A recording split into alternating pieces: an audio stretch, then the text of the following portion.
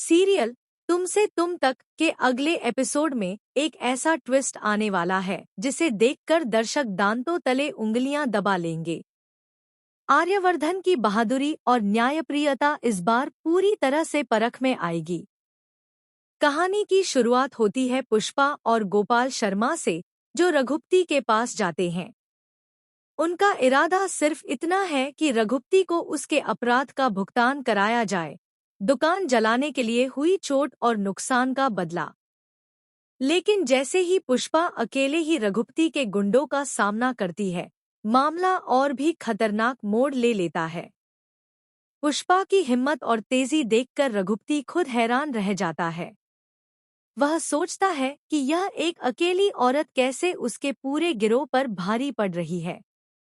हर एक आदमी जो उसके साथ था, अब पुष्पा की ताकत के सामने थर्रा रहा है। उसकी चालाकी और रणनीति इतनी प्रभावशाली होती है कि रघुपति को लगता है, अब मुझे ही कुछ करना पड़ेगा। यह स्थिति नियंत्रण से बाहर हो रही है। रघुपति चुपके से पुष्पा और गोपाल के पीछे पहुंचता है। वह उन्हें पकड़ने की कोशिश करता है और जैसे ही वह पुष्पा पर चाकू उठाने लगता है, एक शोर और झटके के साथ आर्यवर्धन वहां पहुंच जाता है। वह रघुपति का हाथ कसकर पकड़ लेता है और पूरी ताकत से पीछे मोड़ देता है। उसकी आवाज में गुस्सा और चेतावनी का मिश्रण होता है। मैंने तुझे मना किया था ना?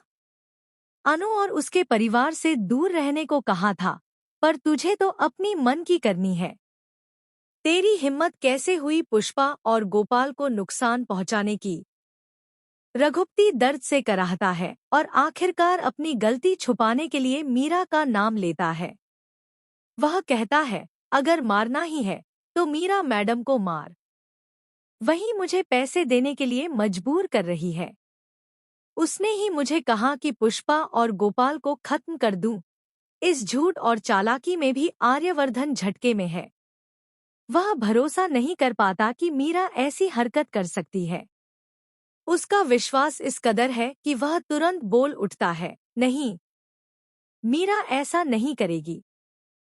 तू झूठ बोल रहा है। मीरा ऐसा नहीं कर सकती।